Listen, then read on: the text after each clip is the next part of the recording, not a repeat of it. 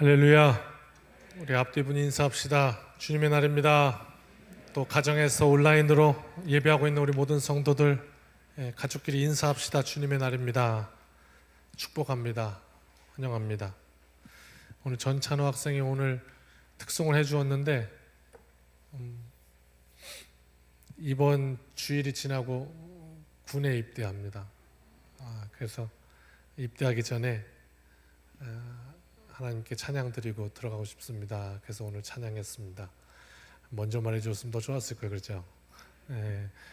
또 잘 군에서 더 큰 나무로 성장해서 돌아오기를 또한 기도해 주시기를 부탁을 드립니다. 욥기서는 42장으로 되어 있습니다. 성서학자들 가운데는 그 가운데 42장 10절 이후에 욥이 이전보다 갑절의 축복을 받고 다 회복되었다 하는 기사를 싣고 있는데, 그 부분을 이제 후대에 삽입된 것이다 이렇게 보는 성서학자들도 사실은 거의 대다수입니다. 그러니까 원문 욥기에는 그 앞에서 물음표로 그냥 끝나게 되는 것이죠. 왜? 그 뒷 기사를 그렇게 실어 놓았지만 그러나 그것은 굳이 말할 필요가 없다 이렇게 원문에는 되었던 것이고, 후대에 다시 그것이 이제 합하여졌는데, 이것이 무엇을 우리에게 의미하고 있을까? 오늘 다시 한번 말씀을 통해 보기를 원하고, 욥이라는 인물, 그는 하나님 앞에서 참 신실한 사람이었습니다. 그런데 그에게 환난이 왔죠.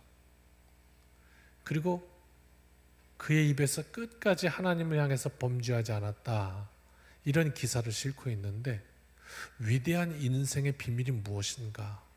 오늘 한번 우리의 삶을 통해서 우리의 인생이 다하기 전까지 그 하나님의 위대하심을 고백하는 위대한 인생 되기 원합니다. 그 마음으로 오늘 예배 가운데 놀라운 하나님을 향한 고백이 있으시길 주님의 이름으로 축복합니다. 테스라는 영화가 있습니다. 토머스 하디의 장편 소설 테스를 원작으로 한 이 영화인데, 한 여인의 참 기구한 인생을 이야기하고 있습니다. 오늘 설교를 중간중간 졸면서 들으시면 안 됩니다. 들으려면 끝까지 잘 들으시고, 아니면 지금부터 주무십시오. 중간에 끊어 들으면 이상한 설교를 못 알아듣고 이렇게 엉뚱한 이야기를 할 수 있으니까, 들으려면 집중해서 잘 들으면 오늘 말씀에 기가 막힌 보물이 있구나 하는 것을 알게 됩니다. 이 주인공이었던 테스, 이 여인이 태어났을 때는 참 부잣집에 남부러울 곳이 없는 그런 좋은 가문에서 태어납니다. 그런데 어쩌면 좋습니까?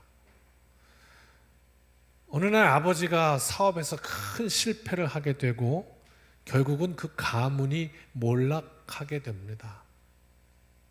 그래서 이 테스가 결국은 당장 입에 풀칠하기가, 먹고 살기가 어려운 환경에 처하게 되니까 어쩔 수 없이 살기 위해서 친척 집에 있는 가정부로, 하녀로 들어가게 됩니다.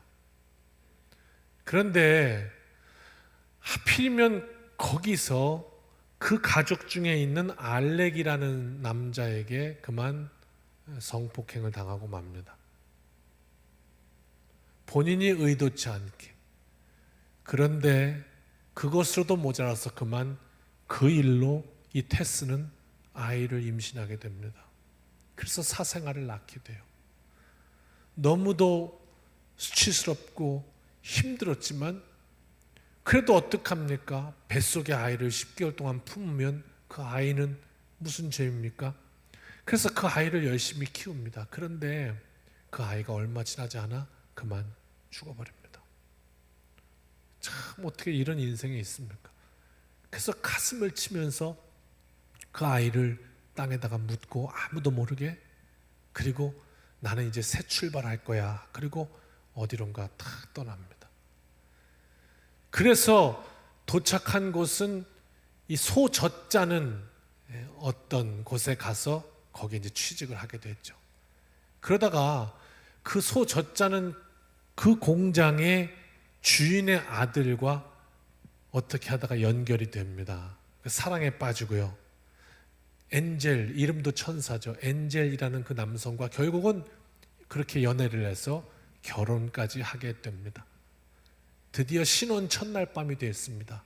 이 남자인 엔젤이 이 테스에게 저기 오늘 우리 신혼 첫날인데 내 고백할 게 있어. 그러면서 이 남편이 뭐라고 그러냐면 사실은 내가 당신 만나기 전에 우리 동네 어떤 누나랑 나 그렇고 그런 사이였어.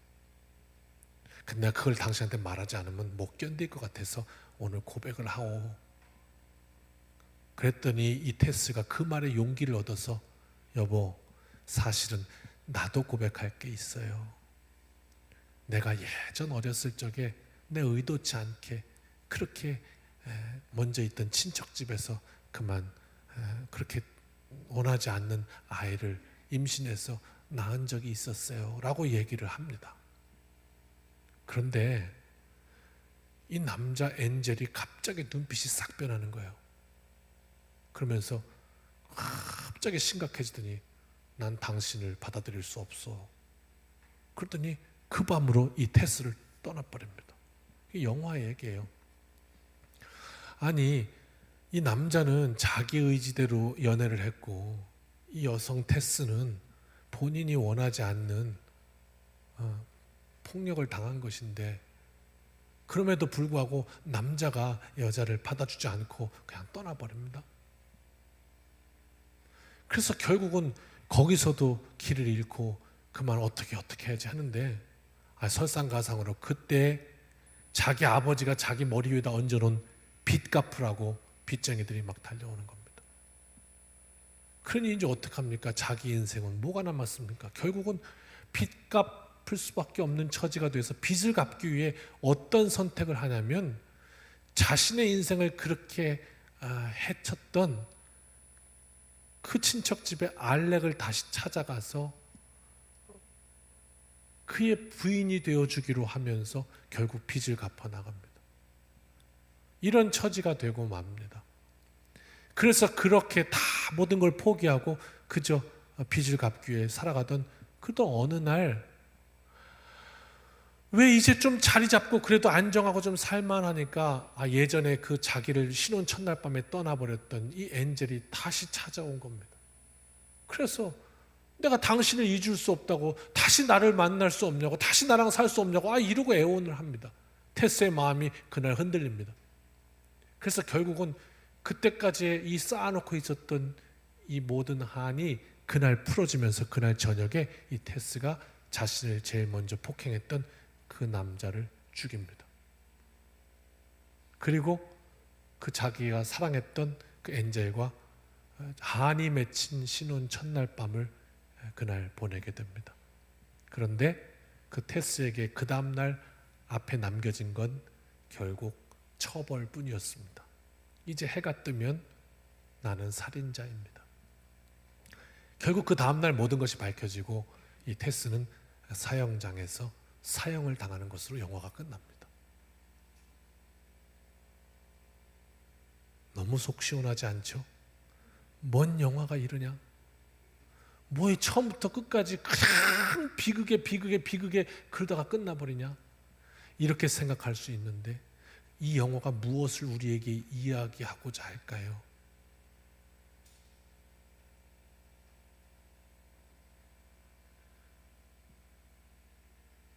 이 테스의 처지가 우리 인생의 처지란 말을 하고 싶은 겁니다.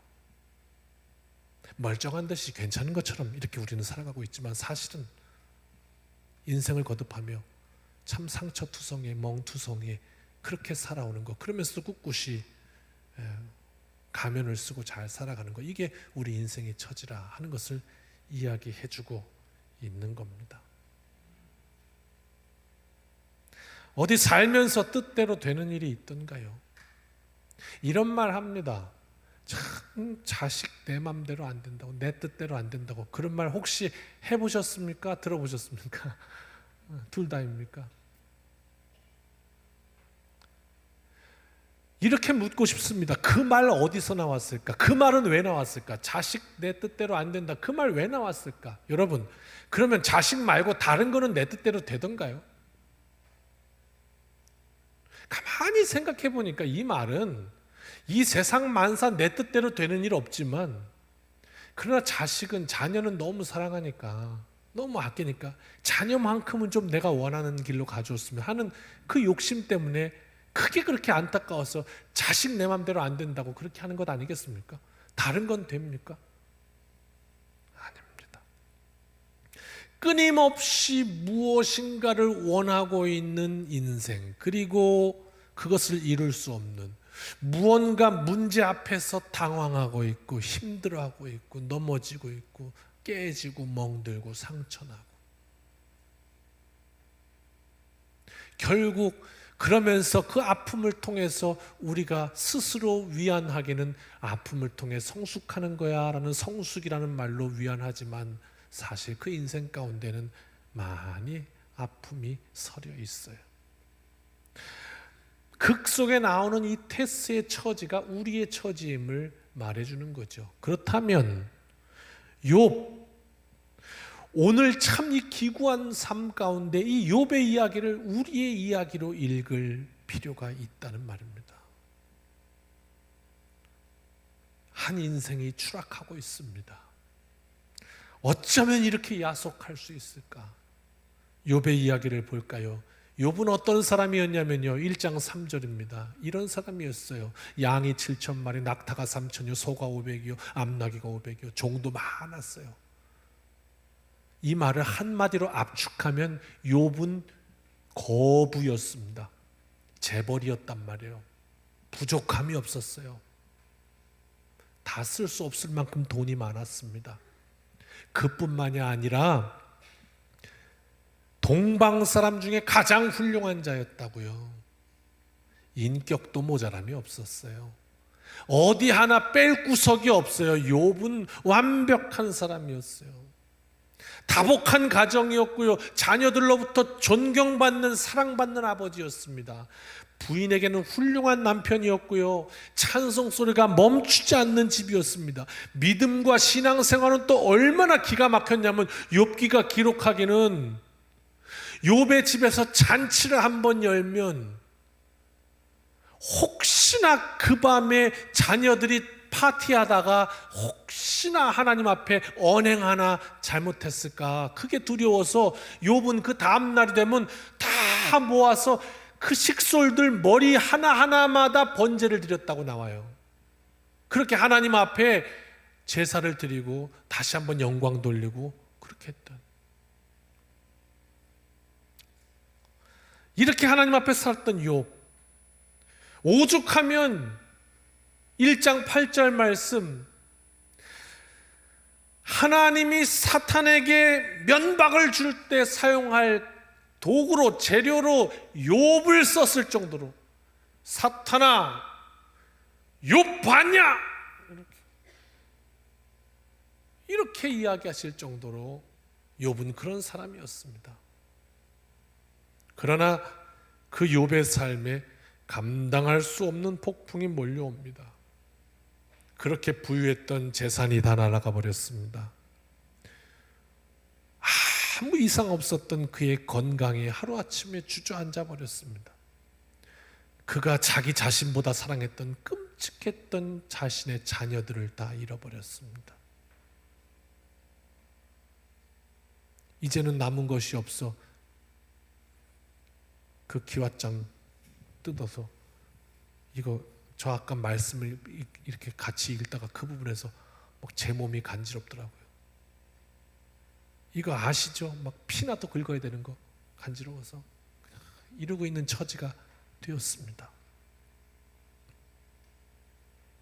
오늘 욥기서가 우리에게 얘기해 주는 건 뭐냐면, 왜? 욥이 왜? 거기에 대해서 욥기서는 이유가 없다고. 이유가 없다고.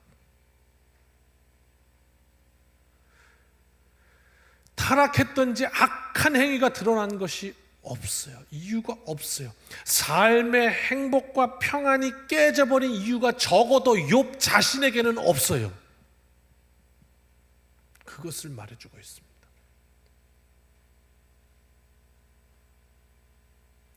욥과는 상관없이 절망적인 일이 그 인생에 일어난 것입니다. 이게 대단히 중요한 하나의 포인트입니다. 이 첫 단추가 잘 껴지면 우리 인생의 문제가 술술술술 풀립니다만, 이 첫 단추가 잘못 끼워지면 계속해서 잘못된, 어쩌면 신앙생활을 하면서도 잘못된 신앙생활을 할 수도 있습니다.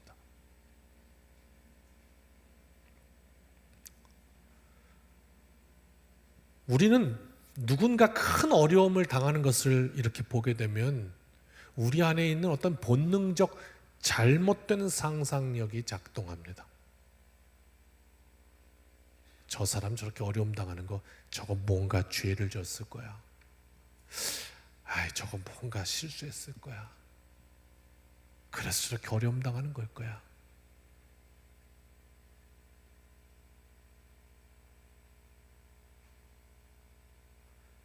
그러나 욥기서가 우리에게 말씀하는 것은 상관없이 고통당할 수 있다는 것을 가르쳐 줍니다. 그와 반면에 사단은 상관이 있다고 말합니다. 하나님께 와서 하나님이 저 인생에 복을 주고 잘해줬으니까 욥이 저러는 거죠. 한번 가진 거 재물만 뺏어 보십시오. 당장에 나 그런 하나님 안 믿는다 그러고 돌아설걸요? 그랬더니 안 그런단 말이에요. 그랬더니 가죽을 내시는댔죠. 몸 한번 쳐보십시오. 바로 다른 얘기할 겁니다. 사단은 그렇게 얘기합니다. 혹시 우리가 그런 어려움 앞에서 그것을 해석할 때 뭔가 죄를 지었다 저거, 욥기는 아닐 수도 있다 이렇게 얘기하는 거죠. 죄를 지었다, 이거 이제 사단의 논리와 같고 세상의 논리가 되는 것이죠. 그런 이유로 이 욥기서의 전체 주제는 큰 고난 중에 참고 또 참고 믿음을 잘 지키면 훗날에 하나님께서 갑절로 갚아주신다, 그게 핵심 포인트는 아니라고 말씀을 드린 적이 수차례 있습니다. 의인도 고난받을 수 있다, 이것이 욥기서가 말하는 관통하는 주제인데, 왜 이것이 중요한가 하면요, 왜 이것이 중요한가 하면 오늘 욥의 이야기와 테스의 이야기를 통해서 우리가 살펴본 것처럼 인생은 그 자체가 고난, 이것은 우리 인생 그 자체라는 사실을 말해주고 있습니다. 욥의 자리가 우리의 삶의 자리임을 말해주고 있는데, 이런 삶의 가장 힘든 밑바닥에서 욥의 입에서 나왔던 그 고백은 유명한 말씀이잖아요. 욥의 고백, 나를 단련하신 후에는 내가 정금같이 나오리라는 고백 있잖아요. 그 정금이 무엇입니까? 42장 10절 후반부에 다시 다 회복된 거, 그게 정금인가요? 정금과도 같은 고백이 욥의 입에서 나옵니다. 우리 인생 가운데 고난 앞에 설 때마다, 문제 앞에 설 때마다, 어려움 앞에 설 때마다 우리의 신앙이 점점 더 하나님 앞에 깊어져 가서 우리 입술로 하나님 앞에 이 고백을 드렸으면 좋겠습니다. 욥은 이런 고백을 합니다. 내가 빈손으로 나왔으니 빈손으로 돌아갈 것입니다. 주신 이도 거두신 이도 하나님이십니다. 이 고백이었습니다. 이것을 혹여 우리가 고백하면서 아이고 그냥 삶에 다 힘이 없어서 다 포기했구나 그냥, 그러니까 아유 어차피 뭐 주신 이도 하나님이신데, 이런 고백이 아닙니다. 삶을 포기하거나 허무하게 여긴 고백이 아닙니다. 죽을 것 같은 어려움, 내 인생의 가장 밑바닥이지만 그럼에도 불구하고 여전히 하나님은 나의 하나님 되십니다. 그 고백이었습니다. 결코 의지 없는 고백이 아닙니다. 그래서 인생이 위대해지는 겁니다. 그래서 인생이 위대해져요. 이런 생각을 한번 해보았습니다. 우리는 각자가 이런 말 하죠. 당해보지 않으면 몰라, 그거 이렇게 얘기하잖아요. 우리는 각자가 정말 우리가 당해본 만큼만 알아요. 그래서 내가 당했던 가장 깊은 그 상처를 막 떠올리면서 아파하잖아요. 그거 아무도 몰라 세상에, 그렇죠?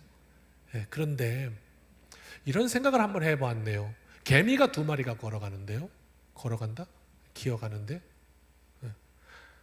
어느 날 보니까 한 개미는 자기 몸뚱아리에 맞는 조그만 비스켓을 하나 이렇게 들고 이제 집으로 가져갈 거라고 거적거적 이렇게 하는데요.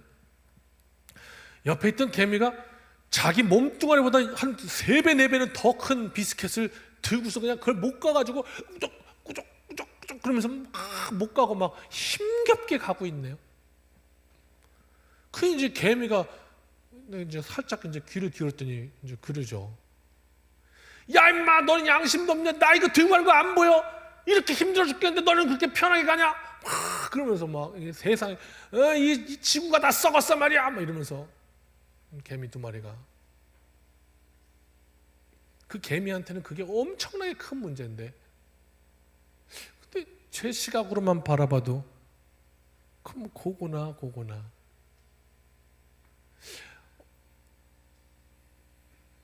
이 땅에 얼마 전에 이건희 회장님이 돌아가셨습니다마는 우리는 상상을 초월하는 부라고 표현을 합니다만, 하나님 모실 때에는 그거나 이거나. 그런데 그 조그마한 인생이 그 위대하신 하나님을 고백하는 거예요. 하나님이 나의 하나님 되십니다. 여기에 인생의 위대함이 있습니다.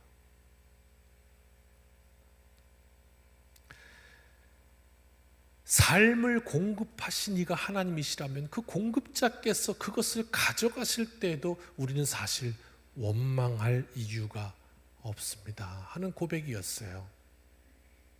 그러나 오늘 말씀은 그 가운데 이런 모양을 보여주죠. 그냥 정직한 인생의 모습, 우리의 모습, 연약한 모습. 뭡니까? 욥의 아내 말이죠. 하나님을 욕하고 죽으라.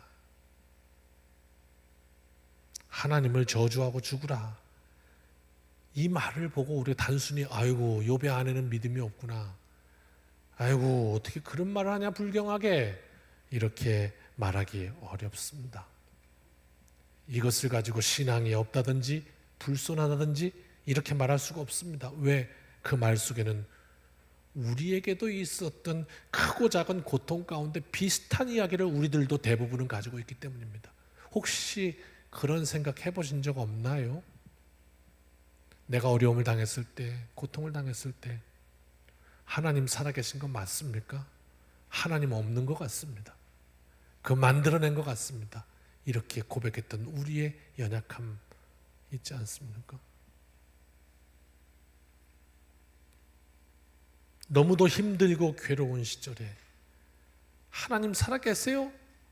이렇게 반문했던 기억이 있는데, 지금 하나님을 욕하고 죽으라 이렇게 말했던 욥의 아내의 이 모양은, 그렇게 극단적인 말을 한다는 건 지금 욥의 상황이 그렇게 극단적이라는 것을 표현하고 있는 그림인 것이죠. 모든 것이 다 갈기갈기 찢어지고 있었기 때문입니다. 우리 가운데 욥의 아내를 정죄할 사람이 몇이나 될까요? 은근히 속 시원하지 않습니까? 막 하고 싶은 말을 대신해 주는 것 같지만, 이렇게 주목할 것은 이 욥의 아내에게 하나님은 어떤 어떠한 말씀도 안 하셨습니다. 내가 나를 감히 이렇게 말하지 않으셨습니다. 왜? 그 중심을, 그 연약함을 알고 계셨기 때문이죠. 그 여인은 항변하고 싶었던 겁니다. 도대체 하나님 무슨 연유입니까? 하나님, 아니 세상 사람이 다 심판을 받아도 욥 저희는 아니지 않습니까? 하나님?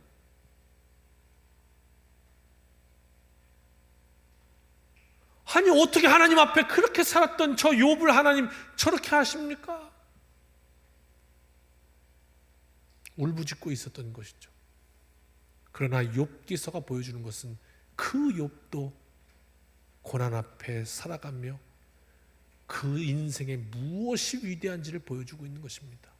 그의 부가 다 무너졌을지라도, 그의 건강이 다 무너졌을지라도, 그의 인생에 정말 모든 것이 무너져 바닥까지 왔다고 느껴질지라도, 그러나 우리 인생이 그렇지 않으면 그 자리에서 전혀 그것과 상관없이 하나님은 나의 하나님이십니다 고백할 수 있는데 인생에 위대함이 있다 하는 사실입니다. 10절 말씀 같이 한번 읽어볼까요? 시작. 그가 이르되 그대의 말이 한 어리석은 여자의 말 같도다. 우리가 하나님께 복을 받았은즉 화도 받지 아니하겠느냐. 욥의 주권이 하나님께 넘어가 있었습니다. 삶의 맑은 날에는 하나님을 하나님 나의 주인 되십니다 고백하기가 좀 더 수월할 수 있습니다. 그러나 인생의 폭풍이 불어닥칠 때, 이유 없는 고난이 나를 휘감아돌 때, 빠져나갈 길이 보이지 않는 늪과 같은 어려움 속에 갇혀버렸을 때, 수많은 오해와 누명으로 벗을 수도 없는 난처함 속에 내몰렸을 때, 그때에도 하나님이 나의 주인 되십니다. 이렇게 고백할 수 있겠는가? 오늘 욥의 이야기는 우리에게 그 물음을 던져주고 있습니다. 달란트의 비유를 말씀하신 적이 있습니다. 한 사람에게는 1달란트를, 한 사람에게는 5달란트를. 그런데 왜 나는 1달란트냐고. 주인이 있어서 주인이 이렇게 맡기는데, 은행에 맡긴단 말이에요. 국민은행에 1억, 우리은행에 2억, 신한은행에 5억. 그러니까 국민은행에서 왜 신한은행에는 5억을 맡기고 우리한테는 1억을 맡기냐고 이러고 할 권리가 있느냐 말입니다. 사도 바울은 토기장의 이야기를 들려줍니다. 주인이 그릇을 만드는데 하나는 귀하게 쓸 그릇으로, 하나는 종지로, 하나는 요강으로 만들 권한이 그에게 없느냐. 그러면 우리 인생은 그냥 그런 거니까 뭐 그냥 그렇게 되는 거냐, 허무한 거냐, 포기하는 거냐. 아니, 그 가운데 인생의 위대함은 하나님이 나를 이렇게 만드셨으니 감사합니다. 내 자리에서 하나님의 영광이 드러나게 나를 쓰소서, 나를 사용하소서. 나는 주의 것입니다. 하나님은 나의 하나님이십니다. 내 상황이 어떠하든지, 인생의 바닥 같은 곳에 있을지라도 하나님은 나의 하나님이십니다. 이것이 욥의 고백이었고, 이것이 인생의 위대함이었고, 이것이 욥기서가 우리에게 말해주고 있는 믿음입니다. 보잘것없는 연약한 인생이 감히 하나님을 나의 하나님이라고 고백하는 것,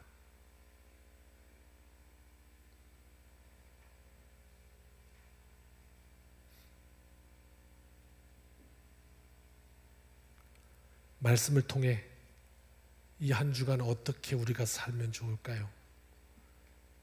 매 순간 날마다 어려운 일을 보는 것, 그게 인생이에요. 테스와 같이, 욥과 같이, 그게 우리의 삶의 자리라고요. 그러나 나는 오늘 내 삶의 자리에서 내 연약함이 고백되어지고, 그러나 하나님이 내 주인이심을 다시 고백하면서 믿음으로 이 한 주간도 승리하시기를 주님의 이름으로 축복합니다. 다 일어납시다. 그리고 우리 하나님 찬양하며 영광 돌립시다. 이 한 주간도 그렇게 찬송같이 살겠습니다.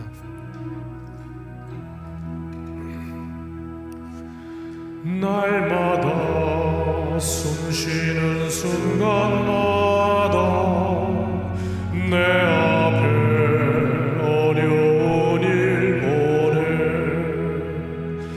주님 앞에 이 몸을 맡길 때 슬픔 없네 두려움 없네 주님의 그 자비로운 손길 항상 좋은 것 주시도다 사랑스레 아픔과 기쁨을 수고와 평화와 안식을 날마다 주님 내 곁에 계셔 자비로 날 감싸주시네 주님 앞에 이 몸을 맡길 때 힘주시네 위로함 주네 어린 나를 품에 안으시사 항상 평안함 주시도다 내가 살아 숨을 쉬는 동안 살피신다 약속하셨네 인생의 어려운 순간마다 주의 약속 생각해보네 내 맘속에 믿음 잃지 않고 말씀 속에 위로를 얻네 주님의 도심 바라보며 모든 어려움 이기도다 흘러간 순간순간마다 주님 약속 새겨봅니다.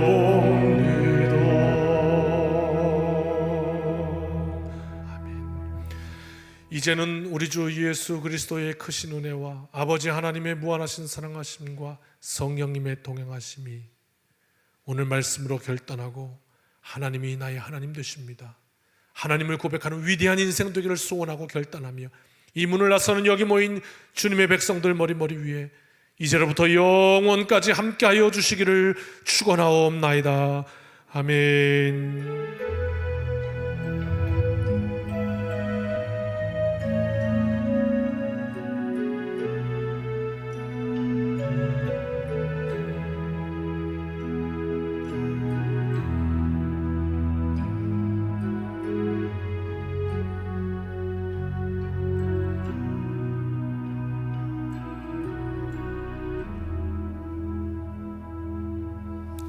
사랑하는 성도 여러분, 이 한 주간도 주님의 은혜로 승리합시다.